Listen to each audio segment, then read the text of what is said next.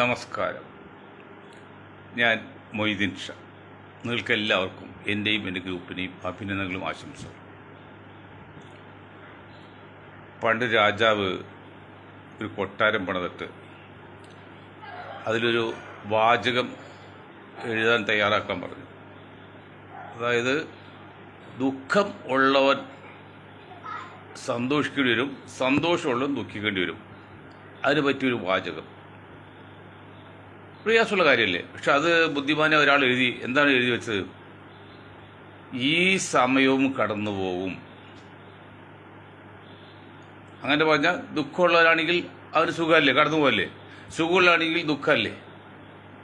അപ്പോൾ ഒരിക്കലും ഈ സമയവും കടന്നു പോകും. അപ്പോൾ നിങ്ങൾക്ക് മനസ്സിലാക്കണം.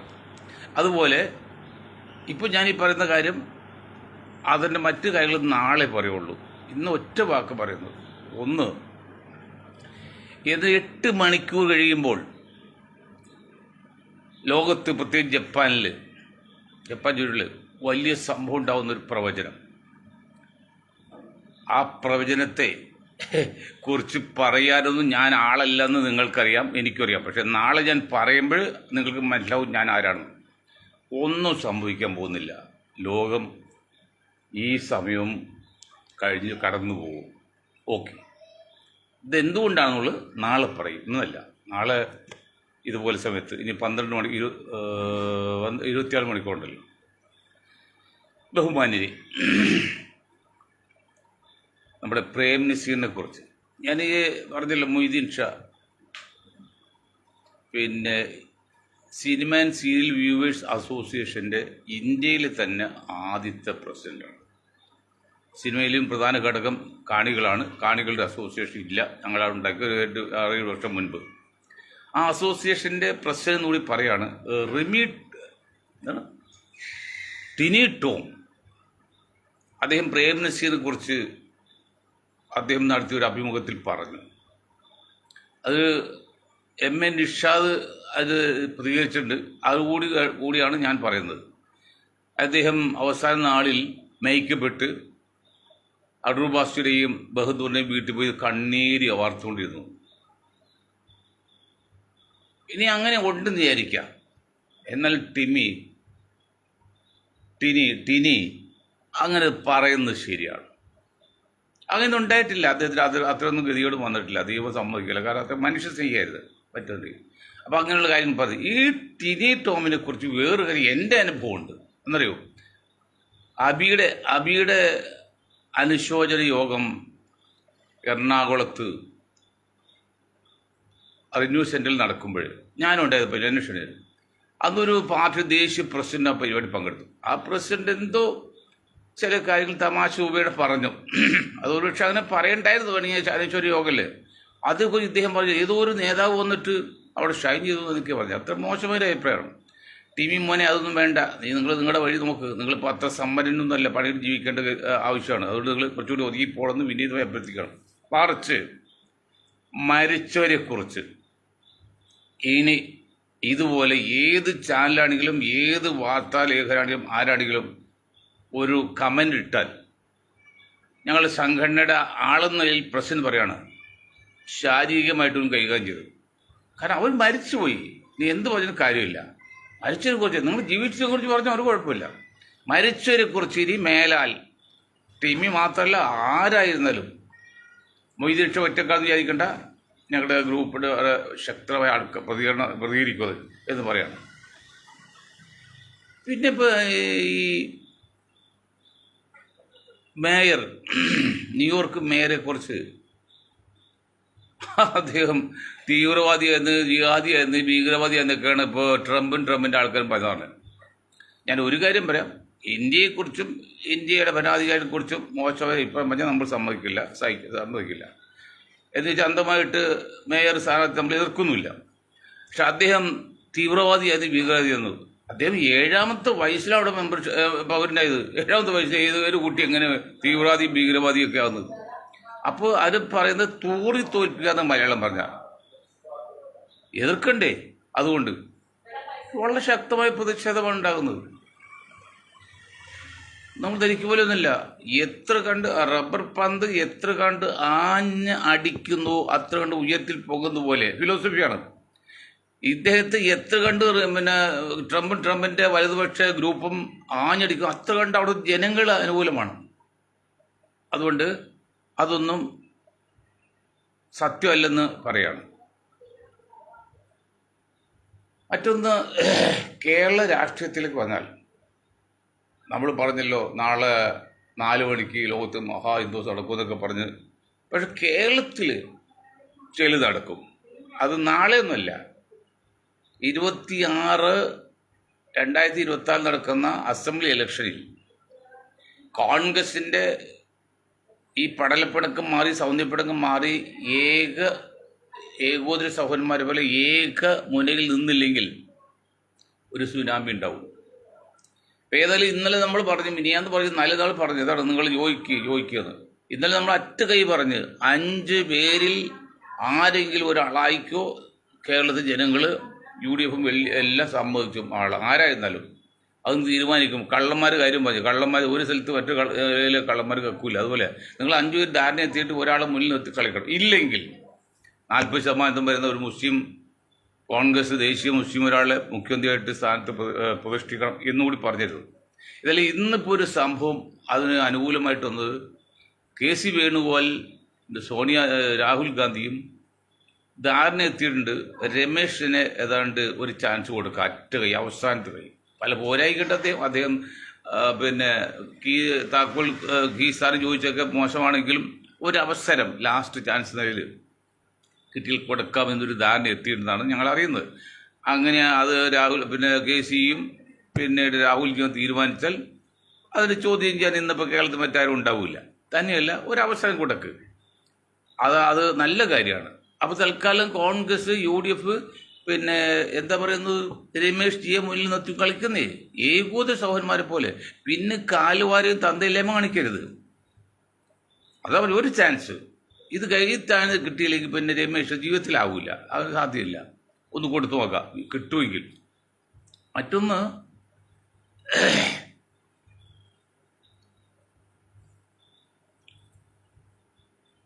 ഈ LDF ഒരു തീരുമാനമെടുത്ത് 2 ടേമോ അതിൽ കൂടുതലോ മത്സരിച്ച് ചാൻസ് കൊടുക്കില്ല എന്ന്. അത് വലിയൊരു പോയിന്റ് തന്നെയാണ്. എന്തൊക്കെ നിങ്ങൾ LDF കുറ്റം പറഞ്ഞാലും പിണറായി സർക്കാർ കുറ്റം പറഞ്ഞാലും അതൊരു പോയിന്റ് തന്നെയാണ്. മുസ്ലിം ലീഗ് തീരുമാനമെടുത്ത് 3 ടേം അതിൽ കൂടുതൽ മത്സരിക്കില്ലെന്ന്. അതൊക്കെ പോരാ, 2 തന്നെ ആക്കേണ്ടതാണ്. പക്ഷെ കോൺഗ്രസ് എന്തുകൊണ്ട് ആ ഒരു തീരുമാനം എടുക്കുന്നില്ല?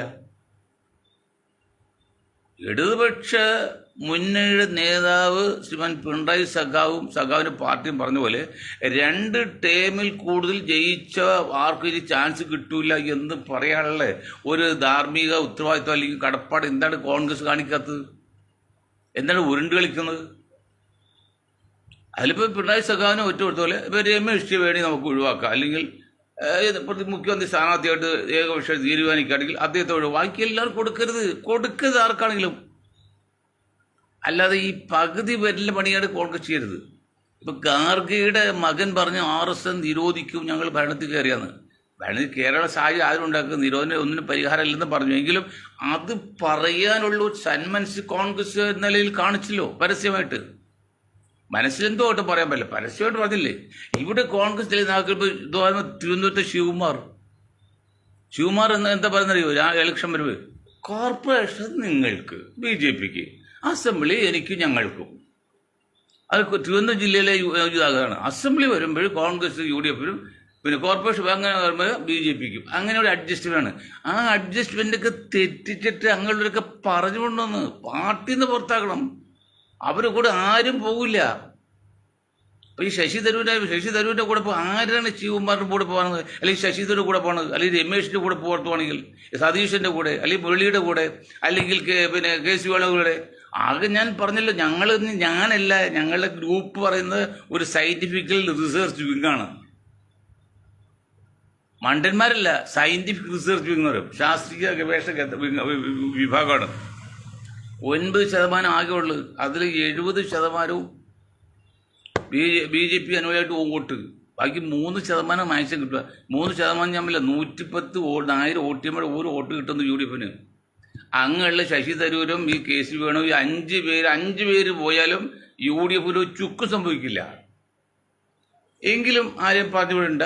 അവർ 5 പേരും ധാരണ എത്തിയിട്ട് ഒരാൾ മുഖ്യമന്ത്രിയാണ് ആയിക്കോ സമ്മതിച്ചു എന്ന് പറഞ്ഞില്ലേ. 40% വരുന്ന മുസ്ലിങ്ങളും ഈഴവരും ദളിതും ഒക്കെ സമ്മതിച്ചു. ഈ ഒരു ടൈമിൽ ഈ 5 നായന്മാരിൽ ഒരാളായിക്കോട്ടെ നമ്മൾ സമ്മതിച്ചു എന്ന് പറഞ്ഞു. അത് ധാരണ എത്തണ്ടേ? ധാരണ എത്തിയില്ലെങ്കിൽ എന്ത് സംഭവിക്കും? ഞാൻ ഉദാഹരണം പറഞ്ഞുതരാം.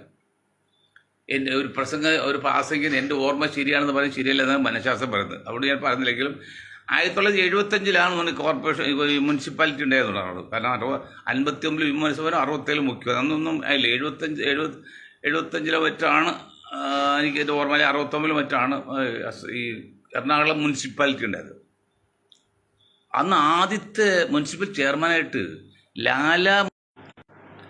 ലാല മുഹമ്മദ് VK കുട്ടി സാഹിബ്, വലിയ വീട്ടിൽ കുട്ടി സാഹിബ്, അദ്ദേഹത്തിൻ്റെ പേരക്കിടാവാണ് ഇന്ന് കോൺഗ്രസ് വിഭാഗത്തിൻ്റെ ദേശീയ വൈസ് പ്രസിഡൻ്റൊക്കെ ഉണ്ട്.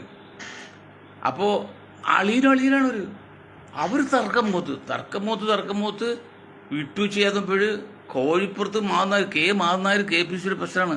അദ്ദേഹം തീവണ്ടിയിലാണ് ഡൽഹിക്ക് വന്നു. വിമാനം അന്നില്ല, ആ ഒരു വിമാനം ഡൽഹിക്ക് 2 സ്ഥലത്ത് ഇറങ്ങിയേ പോകുന്നു. ഗോവയിലോ ഒക്കെ ഇറങ്ങിയേ പോകുള്ളൂ, ബോംബെ വഴിയൊക്കെ പോകുള്ളൂ, നേരിട്ടില്ല, തീവണ്ടിയിൽ പോകുന്നത്. അപ്പോൾ അദ്ദേഹം എഴുതി വെച്ചു, എന്താ അറിയോ, നിങ്ങൾ ഒരു ധാരണയെത്ത്, നിങ്ങൾ 2 പേരിൽ ആരായിരുന്നാലും പാർട്ടി സമ്മതിക്കും, നിങ്ങൾ ധാരണയെത്ത്. ഇനി ധാരണ എത്തിയില്ലെങ്കിൽ നേരം വെളുക്കുമ്പോൾ ഞാൻ എഴുതി വെച്ച കവർ പൊട്ടിക്കുക, ആ കവറിലുള്ള ആളാകാൻ പറഞ്ഞു.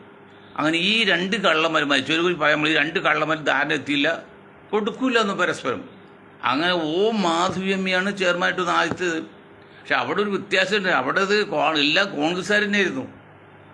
ഇവിടെ കോൺഗ്രസ് വീഴ്ച വരുത്തിയാൽ തോറ്റും ഭരണം വരുന്നത് LDF-നാണ്. അവിടെ കോൺഗ്രസ് തീരും, ലീഗും തീരും, എല്ലാ കുളാണ്ടമാരും തീരും.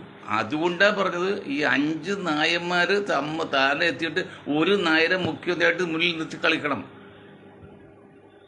അപ്പോൾ അതുകൊണ്ട് ഈഴവരും ക്രിസ്ത്യാനിയും തൽക്കാലം മാറി നിൽക്കും ഈ ഒരു ടൈമിന് വേണ്ടി. അത് നിങ്ങൾ ചെയ്തില്ലെങ്കിൽ തന്തയില്ലായ്മ കാണിക്കരുത്. ചെയ്തില്ലെങ്കിലോ ഞാൻ മുസ്ലിം സ്ഥാനാർത്ഥിയെ മുന്നിൽ നിർത്തി കളിക്കണം, രാഷ്ട്രീയം നേരിടണം, എങ്കിലേ പിടിച്ചെടുക്കാൻ പറ്റുള്ളൂ. അല്ലെങ്കിൽ ഭരണം പോവും. ഭരണം പിടിക്കാനുള്ള എല്ലാ സംവിധാനവും കേന്ദ്ര government support, Kerala government support, മറ്റ് സംഘപരിവാറിൻ്റെ സപ്പോർട്ട്, ഒരുപടി അനുകൂലമായ ഘടകങ്ങൾ ഇന്നും LDF-നുണ്ട്. ഇനി അടുത്ത് വരുമ്പോൾ പാസ്സാക്കാത്ത കുറേ നിയമങ്ങൾ പാസ്സാക്കും, അല്ല ആനുകൂല്യങ്ങൾ പ്രഖ്യാപിക്കും. പണ്ടിൽ കിറ്റ് കൊടുത്തോലെ അങ്ങനെ കിറ്റ് കൊടുത്തോലെ ആനുകൂല്യം പാസ്സാക്കുമ്പോൾ വോട്ടുകൾ മറിഞ്ഞിരിക്കും. അപ്പോൾ എന്തൊക്കെ ചെയ്താലും UDF-ന് ഭരണം കിട്ടുമെന്നത് ഉറപ്പില്ല. ഞങ്ങളിപ്പോൾ ഞങ്ങളുടെ വിങ്ങും ഞങ്ങളുടെ ഗ്രൂപ്പും എല്ലാം എന്ത് ചെയ്താലും ഒരുപക്ഷെ ഭരണം പോയേക്കാം. അങ്ങനെ ഇരിക്കെ ഇതുപോലെ ഒരു തെമ്മാടത്തിന് തന്തയില്ലായ്മ കാണിച്ചാൽ ഇന്നിപ്പോൾ സതീശൻ കോൺഗ്രസ് നേതാവ് അൻവർ എടുക്കുന്ന പ്രശ്നമില്ല എന്നൊക്കെ പറഞ്ഞു. സുധാകരൻ എടുക്കുന്ന ആഗ്രഹമുണ്ട്, പക്ഷേ KPCC മൊത്തം ചെയ്താന്ന്. ഇടോ അൻവറിനെ അല്ല നിങ്ങൾ എടുക്കേണ്ടത്. അൻവർ പറഞ്ഞൊരു പ്രത്യയശാസ്ത്രമുണ്ട്. ഞങ്ങളൊന്നും അൻവറിൻ്റെ ആൾക്കാരൊന്നുമില്ല, അൻവറിൻ്റെ വായിക്കുന്നില്ല. പക്ഷെ അൻവർ പറഞ്ഞൊരു പ്രത്യയശാസ്ത്രം, ആ പ്രത്യയശാസ്ത്രത്തിൻ്റെ വക്താക്കളായിട്ട് 140 മണ്ഡലത്തിലും 10,000-4,000 പേരുണ്ടാവും വോട്ട്. ഈ 4,000 വോട്ട് നിങ്ങൾക്ക് നഷ്ടപ്പെടാൻ അൻവർ എടുത്തില്ലെങ്കിൽ 4,000 വോട്ട് നഷ്ടപ്പെടും. മാത്രമല്ല അൻവറിൻ്റെ ഗ്രൂപ്പും പുറകിൽ നിന്നുകൊണ്ട് ഒരു വിങ്ങുണ്ടാക്കി കളിച്ചാൽ നിലമ്പൂരിൽ കിട്ടിയ പോലെ ആനുകൂല്യം കിട്ടുന്നില്ല. നിലമ്പൂർ എല്ലാം മറ്റു പല 139 മണ്ഡലങ്ങളും. നിലമ്പൂർ ഏതാണ്ട് കോൺഗ്രസിന് അനുകൂലമായൊരു മണ്ഡലമാണ്. അതുപോലെ മണ്ഡലങ്ങൾ വളരെ കുറച്ചുള്ളൂ, ബാക്കിയെല്ലാം കിടക്ക് നിൽക്കുന്നതാണ്. ഞാൻ 500-ഉം 2,000 എടുക്കാൻ ജയിച്ചു 3,000-4,000 വോട്ട് മാറിയാൽ എവിടെ എത്തിയ കാര്യം? ആർക്ക് നേട്ടം കിട്ടും? കാരണം നമ്മൾ കുഞ്ഞിൻ്റെ ജീവന് വേണ്ടി അമ്മ എന്ത് ത്യജിക്കാൻ തയ്യാറാണ്. പക്ഷെ അമ്മയുടെ ജീവൻ പോകുന്നുണ്ട് കുഞ്ഞിനെ പോലും കൊന്ന സംഭവമുണ്ട് സാർ. അൻവർ രക്ഷയില്ലെങ്കിൽ അൻവർ പിന്നെ ആരും കപ്പൽ മുക്കും. പണ്ട് ഉമ്മൻചാണ്ടി മുക്കി നിങ്ങൾക്കറിയാലോ. എന്താണ് മുക്കിയത്? 800 കടുവെട്ട് വെട്ടി. അങ്ങനെയാണ് ആ ഭരണം പോയത്. അല്ലെങ്കിൽ ഉമ്മൻചാണ്ടിയുടെ ഭരണം പോകേണ്ട ഒരു കാര്യമില്ല. ഇബ്രാഹിമിൻ്റെ ഭരണം എന്തായിരുന്നു മോശം? ഉമ്മൻചാണ്ടിയുടെ ഭരണം എന്തായിരുന്നു മോശം? ഉമ്മൻചാണ്ടി കരുതി കൂട്ടി പൊക്കിയാണ്. അന്ന് ശിവകുമാർ കൂട്ടുന്ന അടൂർ പ്രകാശം കൂട്ടും 3 കള്ളന്മാർ കൂടിയാണ് പൊക്കിയത്. അതിൽ ഒരാൾ മരിച്ചു, 2 കള്ളന്മാർ ഇപ്പോഴുണ്ട്. ഞാൻ തുറന്ന് പറയണത്. ഇനി പറഞ്ഞില്ലെങ്കിൽ എന്ന് പറയാനത്? ശിവകുമാർ എന്താണ് ആത്മാർത്ഥം കാണിച്ചോ? ശിവകുമാർ ഈ പിന്നെ ഇതാണ് അടൂർ പ്രകാശ്. അവർ നോക്കി അടൂർ പ്രകാശ് മുഖ്യമന്ത്രി ആവില്ല, ഉമ്മൻചാണ്ടി ആവില്ല, ശിവകുമാറും ആവില്ല. ഒരു നായും ഒരു ചോനയും മാപ്പിളയും കുടിച്ചിട്ടുണ്ടല്ലോ, കസുകൾ അടിച്ചിട്ട് 800 കടുവെട്ടേ. ഇലക്ഷൻ പ്രഖ്യാപിച്ച ശേഷം നമ്മുടെ ആലപ്പുഴയിലെ മറ്റേ ഇതില്ല പാടശേഖരമൊക്കെ ഉണ്ടല്ലോ, മുരിക്കൻ മില്ലെടുക്കുക, അതുപോലെ പറഞ്ഞൊക്കെ അങ്ങനെ വോട്ട് മാറിപ്പോലെ അന്നൊരു ധാരണ എത്തിയിരുന്ന ഈ ഉമ്മൻചാണ്ടി, നിങ്ങളുടെ ദൈവമാണെങ്കിൽ എനിക്ക് ദൈവമൊന്നുമല്ല, ഞാൻ ബഹുമാനിക്കുന്നു. ഉമ്മൻചാണ്ടി എന്താ പിണറായിയുടെ സഖ്യം എന്തായിരുന്നു? പിണറായിട്ട് പറഞ്ഞത് ഭരണം നിങ്ങളെ ഏൽപ്പിക്കാം, എന്നെ അകത്താക്കരുത്. അതിൽ പാലിച്ചില്ലേ? ഉമ്മൻചാണ്ടി മരിക്കോളം പിണറായി ഉമ്മൻചാണ്ടി അകത്താക്കിയില്ല. ആ കേസ് ഉണ്ടായില്ല. പിന്നെ ഇപ്പം ഞാൻ പറഞ്ഞില്ല, INTUCയുടെ പ്രസിഡന്റ് ആയിരുന്ന ആൾ 100 കോടി തോട്ടണ്ടി ഇറക്കുന്നതിൽ കേസ് ഉണ്ടായല്ലോ, അഴിമതി. ഇതിനെന്തായി? അത് LDF CPM കോൺഗ്രസും കൂടി ഒത്ത് പങ്കിട്ടെടുത്ത് ഒരു കേസുമില്ല. ചന്ദ്രശേഖരൻ്റെ പേരെ പറഞ്ഞത്. അയാൾ ഇപ്പോഴും ഇപ്പോൾ MLA ആകും മന്ത്രിയാൻ നടക്കാണ്. എല്ലാ ആനുകൂല്യം പറ്റി കോടികൾ സമ്പാദിച്ചിട്ട് ഇപ്പം എങ്ങനെയെങ്കിലും മന്ത്രിയാകണം അല്ലെങ്കിൽ MLA ആകണം. ഇല്ലെങ്കിൽ ഉടനെ BJP പോട്ടെന്ന് നോക്കണോ. അങ്ങനെ പോകാൻ BJP പോയി പോട്ടെന്ന്. ഇവരൊക്കെ പോയിട്ട് എവിടെ ചെന്ന് എന്ത് ചെയ്യും? ആകെ 9 കോപ്പുള്ളൂ. ആകെ എല്ലാം കൂടിയാലും 10 ഇല്ല. അത് പങ്കിട്ട് എന്ത് കിട്ടും അതിൽ? അവിടെ രാഹുൽ ഗാന്ധിക്ക് എന്തെങ്കിലും ആത്മാർത്ഥ ഈ പാർട്ടിയോടും ഈ പ്രസ്ഥാനത്തോടുണ്ടെങ്കിൽ നിങ്ങൾ അങ്ങനെ നിൽക്കുന്ന കിണ്ണത്തിന് പക്കത്ത് കടകളുള്ളവരൊക്കെ പൊയ്ക്കൂട്ട് നിൽക്കണം. അതുകൊണ്ട് പാർട്ടി തകരില്ല. ഒരാൾ പോയി 1000 വന്നോളൂന്നേ. അങ്ങനെ ചെയ്ത് UDF ഭരണത്തിൽ കയറണം. അത് കാലഘട്ടത്തിന് അനിവാര്യതയാണ്. ഇവിടുത്തെ സാമൂഹ്യ നീതിക്കും ജനാധിപത്യം നിലനിർത്താനും ജനങ്ങൾക്കും നല്ലതാണ്. അത് മനസ്സിലാക്കുന്നതാണ്. അതിൽ രാഹുൽ ഗാന്ധി പറയേണ്ടതാണ്. ഞങ്ങൾ പറഞ്ഞല്ലോ, രാഹുൽ ഗാന്ധി നിങ്ങൾ ഇപ്പോൾ കുറച്ചുകൂടി സുതാര്യമായിട്ടും സംഘപരിവാറിൻ്റെ വീരൊക്കെ പറയുന്നുണ്ട്. അങ്ങനെ വേണം, കുറച്ചുകൂടി വ്യക്തമായിട്ട് പറയണം. അപ്പം നിങ്ങൾ ചെയ്യേണ്ടത് ഞാൻ പറഞ്ഞില്ലേ, അന്ന് എത്ര പറഞ്ഞിട്ട് നിങ്ങൾ ചെവിയിലേക്ക് കേട്ടുന്നില്ല. ഇത് അന്ന് ജയപ്രകാശ് നാരായൺജി പറഞ്ഞെന്താണ്? 2 കാര്യമാണ് അദ്ദേഹം പറഞ്ഞത്. ഒന്ന്, കോൺഗ്രസ് ഒഴിച്ച് ബാക്കി എല്ലാവരും ചേർക്കുമെന്ന്. മറ്റൊന്ന്, അദ്ദേഹം ഇതിന് ഒരു സ്ഥാനത്ത് ഏൽക്കില്ലെന്ന്. ആ 2 പ്രധാന കാര്യങ്ങൾ പറഞ്ഞതിൻ്റെ ഫലമായിട്ടാണ് അധികാരത്തിൽ കയറിയത്. കോൺഗ്രസ് നിങ്ങൾക്ക് എന്നത് പറയുന്നില്ല, ഞാൻ ഒരു സ്ഥാനം ഏൽക്കില്ല, ഇതിൽ BJP ഒഴിച്ച് ബാക്കി എല്ലാവരും ഉണ്ടാവും. ഈ 2 പോയിന്റ് പറഞ്ഞ് മുന്നോട്ട് പോകാതെ നിങ്ങൾക്ക് ഇന്ത്യൻ ഭരണം പിടിച്ചെടുക്കാവുന്നുണ്ടോ? സാധിക്കുന്നുണ്ടോ? അത് അത്രയാണ് ആഴത്തിൽ വേരൂന്നിട്ടുണ്ട് സംഘപരിവാർ. ഇതൊന്നും മനസ്സിലാക്കി നീ എന്നാ നിങ്ങൾ മനസ്സിലാക്കുന്നത്?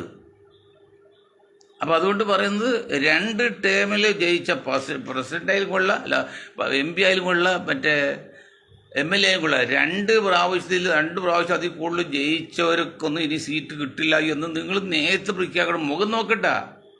അങ്ങനെ പ്രഖ്യാപിക്കുമ്പോൾ പുറത്തു പോകുന്നൊരു പൊയ്ക്കോട്ടെന്നേ. അവർക്കൊന്നും ചെയ്യാൻ പറ്റില്ല. കാരണം അവരൊക്കെ മനസ്സുകൊണ്ട് സാധാരണ വോട്ടർമാർ വെറുത്തിരിക്കുകയാണ്.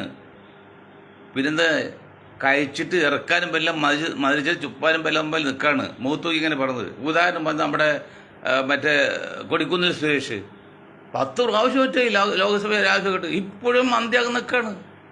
KPC പ്രസിഡന്റ് അല്ലെങ്കിൽ മന്ത്രിയാകണം, മുഖ്യമന്ത്രിയാകണം ആഗ്രഹം, ഇപ്പോഴും ആഗ്രഹം. എന്ത് ചെയ്തു ഈ പാർട്ടിക്ക് വേണ്ടി? പിന്നെ നമ്മുടെ ശശി തരൂർ എന്ത് ചെയ്ത് രാഹുൽ നമ്മുടെ ഈ കോൺഗ്രസ് പാർട്ടി വേണ്ടി? ശശി തരൂർ അദ്ദേഹം സ്വയം ആളായതല്ലാതെ ഈ പാർട്ടി വേണ്ടി ചെയ്ത് ഒരു യൂണിറ്റ് ട്രിവാൻഡ്രത്തുണ്ടാക്കിയിട്ടുണ്ടോ? ഒരു യോഗം വിളിച്ചുകൂട്ടിയിട്ടുണ്ടോ? കഷ്ടപ്പെട്ട് 30, 40, 50 വർഷം കഷ്ടപ്പെട്ട് പണിയെടുത്ത് ക്ഷയയോഗം പിടിച്ച ആയിരക്കണക്കിന് ലക്ഷക്കണക്കിന് കോൺഗ്രസ് പ്രവർത്തകരുണ്ട് കേരളത്തിൽ. അവർക്കൊരു പഞ്ചായത്ത് മെമ്പർ പോലാകാൻ പറ്റില്ല. ഇന്നലെ ഇവിടുന്ന് വന്ന് കയറി കോടീശ്വരൻ 4 പ്രാവശ്യമായി. ജനങ്ങൾ കണ്ട് സഹിക്കാൻ പറ്റാതെ ഇരിക്കുകയാണ്. അപ്പം അങ്ങനെ പോയി കഴിഞ്ഞാൽ ഒരു ചുക്കും കോൺഗ്രസ് പറ്റില്ല. കോൺഗ്രസ് അപ്പോൾ വടി കൊടുക്കൽ ഈ കോരുന്ന വെള്ളത്തിൽ ഉറവ് കൊടുക്കും പോലെ. അങ്ങനെ പോയി കഴിഞ്ഞാൽ 10 ആൾ 10,000 ആൾ വരും. രാഹുൽ ജനങ്ങൾ അംഗീകരിക്കും. അങ്ങനെയൊക്കെ ചെയ്യുമ്പോൾ നിങ്ങൾ ഒറ്റപ്പെടുത്തില്ല. അത് പറയണം ധൈര്യമായിട്ട്. എന്താണ് പറയേണ്ടത്? 2 പ്രാവശ്യത്തിൽ കൂടുതൽ ജയിച്ചവരുണ്ടെങ്കിൽ അവർക്ക് ചാൻസും ഇല്ല, മത്സരിക്കാൻ അവസരമില്ല. പാർട്ടിയിൽ വരാം, MLA MP ആയിട്ട് മത്സരിക്കാൻ പറ്റില്ല. അങ്ങനെ നിങ്ങൾ പറയേണ്ട സമയം അതിക്രമിച്ചിരിക്കുകയാണ്. എന്തേ വേണ്ടാത്തത്? ഏറ്റവും ഭൂഷ സ്വഭാവമുള്ള ഏറ്റവും ഒരു മതമൗലികവാദികൾ എന്ന് പറയുന്ന ലീഗുകാർ പോലും നിൽക്കുകളില്ലാതെങ്കിൽ പറഞ്ഞു കഴിഞ്ഞത്. അതിൽ ഒരധികം പറ്റുന്നുണ്ട്. രണ്ട് പ്രാവശ്യം ആക്കണം, കുഞ്ഞാലിക്കുട്ടിക്ക് മാത്രം കൊടുക്കാവുള്ളൂ. മുനീർക്ക് എന്താണ് ഇനി അസംബ്ലി നിർബന്ധത്തെ മുനീർക്ക് അസംബ്ലി എടുത്ത്? ഒന്നാമതൊരു ശാരീരികമായ അസ്വസ്ഥയുണ്ട്. അതുകൊണ്ട് പിന്നെ എന്താണ് അവർക്ക് ജനങ്ങളെ സേവിക്കണമെങ്കിൽ പാർട്ടിയിൽ പ്രവർത്തിക്കാമല്ലോ. മന്ത്രിയായിട്ടും എം എൽ എ ആയിട്ടും വന്നാൽ മാത്രം നാട് സേവിക്കാൻ പറ്റുള്ളൂ. മഹാത്മാഗാന്ധി എത്ര എം എൽ എ ആയിട്ടാണോ ജനങ്ങളെ സേവിച്ചത്? ഇപ്പം മൊയ്തീൻ ഷാ ഇത്രയും കാര്യങ്ങൾ ചെയ്യുന്ന എത്ര പഞ്ചായത്ത് മെമ്പർ ആയിട്ടാണോ? ഞാൻ വലിയ ആളെന്നല്ലോ അത്. അപ്പം ജനങ്ങളെ സേവിക്കണമെങ്കിൽ എന്ത് വേണം? യൂണിവേഴ്സൽ നോളജ്, സാമൂഹ്യ വിജ്ഞാനം, പൊതുവിജ്ഞാനം. യൂണിവേഴ്സിറ്റി നോളജ് കൊണ്ട് നിർബന്ധമില്ല, അതുകൊണ്ടേ നല്ലത് തന്നെ, അത് വേണമെന്നുള്ളൂ. ഇപ്പം ഞാൻ മഹാത്മാഗാന്ധി എടുക്കാം. ഞാൻ മഹാത്മാഗാന്ധി പഞ്ചായത്ത് മെമ്പറായിട്ടാണോ ഇത് ജനങ്ങൾ ഇപ്പോഴും മനസ്സിൽ കൊണ്ടു നടക്കുന്നത്? അപ്പം ജനങ്ങളെ സേവിക്കണമെങ്കിൽ എന്ത് വേണം? യൂണിവേഴ്സൽ നോളജ് മതി, ലോകപരിജ്ഞാനം. പക്ഷേ അഴിമതി ചെയ്യണമെങ്കിൽ അധികാരം വേണം. എന്ന് പറഞ്ഞാൽ രാഷ്ട്രീയ പാർട്ടി ലക്ഷ്യം അധികാരമല്ല, പക്ഷേ അധികാരമല്ല ലക്ഷ്യം. ലക്ഷ്യത്തിലെത്താനുള്ള മാർഗങ്ങളിൽ ഒന്ന് മാത്രമാണ് അധികാരം. അതാണ് ഞങ്ങളുടെ പാർട്ടി ജനതാദളിലേക്ക് ലക്ഷ്യം. അധികാരമല്ല, പക്ഷേ ലക്ഷ്യത്തിലെത്താനുള്ള മാർഗങ്ങളിൽ ഒന്ന് മാത്രം അധികാരം. ഇവിടെ എല്ലാ രാഷ്ട്രീയ പാർട്ടിയും അവസാനം പറഞ്ഞ അധികാരമല്ല ലക്ഷ്യം, അത് തീർന്നു. ഇപ്പോൾ മുസ്ലിം ലീഗാണെങ്കിൽ കോൺഗ്രസ് ആയാലും അധികാരത്തിൽ കിട്ടിയ ലക്ഷ്യത്തിലെത്തി, പിന്നെ ഒന്നുമില്ല. ഞങ്ങളതല്ല, അധികാരമല്ല ലക്ഷ്യം, ലക്ഷ്യത്തിലേക്ക് എത്താനുള്ള മാർഗങ്ങളിൽ ഒന്ന് മാത്രമാണ് അധികാരം. ആ നിലക്കാണ് ഞാൻ ഗാന്ധിജിയെ കുറിച്ച് പറഞ്ഞത്. അങ്ങനെ നിങ്ങൾ ചെയ്യണം. അങ്ങനെ ഇപ്പം വേറെ 31 വയസ്സുള്ള ഒരു പയ്യൻ ന്യൂയോർക്ക് മേയർ സ്ഥാനാർത്ഥിയായിട്ട് ഏകപക്ഷമായിട്ട് ജയിച്ചു വന്നെങ്കിൽ എന്താ കാരണത്? അവൻ്റെ പ്രവൃത്തിയും അവൻ്റെ സത്യസന്ധതയും ആത്മാർത്ഥതയാണ്. പക്ഷെ അവന് ഇന്ത്യയോട് അല്പം എതിർക്കാണെങ്കിൽ നമുക്ക് മുഴുവൻ സപ്പോർട്ട് ചെയ്യാൻ പറ്റില്ല, വേറെ കാര്യം കേട്ടോ. അതിപ്പോൾ ആയിട്ട് മേയർ ആയിട്ട് നോക്കാം. എന്ത് നിങ്ങൾക്ക് പഠിക്കാത്തത്? രാഹുലിനേക്കാൾ പറയാൻ കുറവല്ലേ? 31 വയസ്സിലേ ഉള്ളൂ. ഇപ്പോൾ 27 വയസ്സിലായിട്ട് അവിടുത്തെ കൗൺസിലർ പോലെ എം എൽ എ പോലെ ഇതായി. ഇനി 10 വർഷം കഴിഞ്ഞാൽ നാളെ അമേരിക്കയുടെ പ്രസിഡന്റ് ആകാൻ സാധ്യതയുണ്ട്. പ്രസിഡന്റ് ആയി കഴിഞ്ഞാൽ ലോകത്ത് സമാധാനമായി, പിന്നെ യുദ്ധം ഉണ്ടാവില്ല. ആ പയ്യനെ പോലുള്ള ആരൊന്നും വന്നാലോ ഒരിക്കലും യുദ്ധത്തെ പ്രോത്സാഹിപ്പിക്കില്ല. വന്നാൽ ഇടതുപക്ഷ വിപ്ലവ ചിന്താഗതിക്കാരൻ. അതാണ് അദ്ദേഹത്തിനൊക്കെ ഭരണം വരുമ്പോൾ എന്താ സംഭവിക്കാറ്? ഉമ്മറിൻ്റെ ഭരണം എന്ന് പറയും. ഗാന്ധിജി പറഞ്ഞ ഉമ്മറിൻ്റെ ഭരണം. എന്താണ് ഉമ്മറിൻ്റെ ഭരണം? ഉമ്മറിൻ്റെ മകൻ ഒരു വിചാര കേസ് മറ്റോ വന്നല്ലോ, ഉരുട്ടി ഉള്ളെന്ന് അവിടെ ആ സാധനം വായിലിരിക്കാൻ സമ്മതിച്ചില്ല. ഇനി ഈ സാധനം നിന്റെ വയറ്റിലേക്ക് ഇടാൻ നിനക്ക് അർഹതയില്ല, അവകാശമില്ല, അത് താഴെ ഇട്ടോടെ ശിക്ഷ കൊടുത്തത്. അതാണ് ഉമ്മറിൻ്റെ ഭരണം എന്ന് പറഞ്ഞത്. അല്ല മുസ്ലിം ഭരണം നല്ല അർത്ഥം. അതാണ് നീതിയുടെ ശബ്ദം, അതാണ് സത്യം. ആ ഒരു ഫിലോസഫി അല്ലെങ്കിൽ ആ ഒരു തത്വസംഹിതയാണ് ഞങ്ങൾ ചിന്തിക്കൊണ്ടെടുക്കും. സാമൂഹ്യ നീതി. സ്വന്തം മകൻ കുറ്റവാളിയാണെന്ന് അറിഞ്ഞപ്പോൾ വായിലേക്ക് കൊണ്ടുപോയ ഭക്ഷണം അത് കയ്യിൽ നിന്ന് താഴെ ഇട്ടുകൊണ്ട് നീ ഇനി അതിന് കഴിക്കാൻ അർഹനല്ല എന്ന് പറഞ്ഞ് പുറത്തു വിട്ട് സ്വന്തമാക്കിയിട്ട് ശിക്ഷ കൊടുത്താണ് ഉമ്മർ. അതാണ് ഉമ്മറിൻ്റെ ഭരണം എന്ന് പറഞ്ഞത്.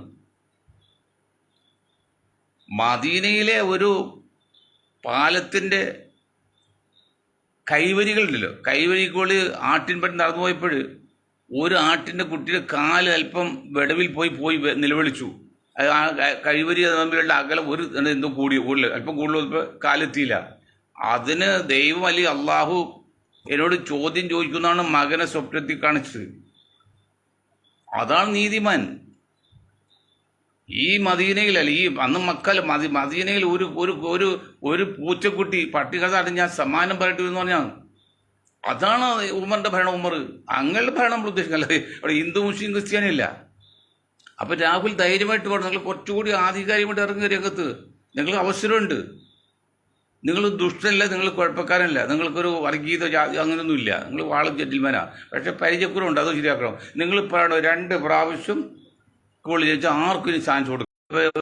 കുഞ്ഞാലിക്കുട്ടി സാഹിബിന് കൊടുത്തോലെ, അല്ലെങ്കിൽ പിണറായി സഖാവിന് കൊടുത്തോലെ, KPCCയുടെ അല്ലെങ്കിൽ ഒരാൾക്ക് കൊടുക്കാതെ മുഖ്യമന്ത്രിയായിട്ട് നിങ്ങൾ ഏത് സ്ഥാനാർത്ഥി വയ്ക്കുന്നോ ആ സ്ഥാനാർത്ഥിയെ നിങ്ങൾക്ക് എക്സെപ്ഷൻ കൊടുക്കാം. ഇതിന് ധൈര്യം എടുക്കുക, ഭരണം നിങ്ങളുടെ കയ്യിൽ കിട്ടും, ഞങ്ങൾ വാങ്ങിച്ചു തരാമെന്ന് അതാ പറഞ്ഞത്. അപ്പം അതുകൊണ്ട് ദയവ് ചെയ്ത് കുറച്ചുകൂടി ശ്രദ്ധിച്ച് മുന്നോട്ട് പോകണം. അധികാരം മാത്രം ലക്ഷ്യമായിട്ട് പോകുന്ന ഈ ആൾക്കാരൊക്കെ മാറ്റി വാർത്ത് ഇപ്പോൾ തട്ടിക്കളും പുറത്തേക്ക് പാർട്ടിയിൽ നിന്ന്. അപ്പോൾ ആയിരങ്ങൾ ഒഴുകി വരും. അങ്ങനെ ചെയ്യണമെന്ന് പറഞ്ഞുകൊണ്ടും എന്തുകൊണ്ടാണ് അനീക്ഷ സംഭവമൊന്നും ജപ്പാനിലോ ലോകത്തോ ഉണ്ടാവില്ല എന്ന് മൊയ്തീൻ ഷാ പറഞ്ഞുകൊണ്ട് നാളെ ഇതേ സമയത്ത് ജീവിച്ചിരിക്കാൻ പറയും. ജീവിക്കാനത് ലോകാപകടം കൊണ്ടല്ല, മനുഷ്യാവസ്ഥയല്ലേ. ഇപ്പോൾ ഒരു കാര്യം പറയല്ലോ, ഇന്നലെ കർണാടകയിൽ 100 ആളായിട്ട് പെട്ടെന്നാണ്ട് മരിച്ചേക്കണത് ഹാർട്ട് അറ്റാക്ക് പോലെ. വലിയ പ്രതിസന്ധിയാണ് ലോകം നേരിടുന്നത്, പ്രത്യേകിച്ച് ചെറുപ്പക്കാർ. അതും കൂടി ഞാൻ നാളത്തിൽ സൂചിപ്പിക്കാം. ഞാൻ എൻ്റെ വാക്കുകൾ നിർത്താൻ നിൽക്കുവരായി നിന്ന്. ജയ് ഹിന്ദ്.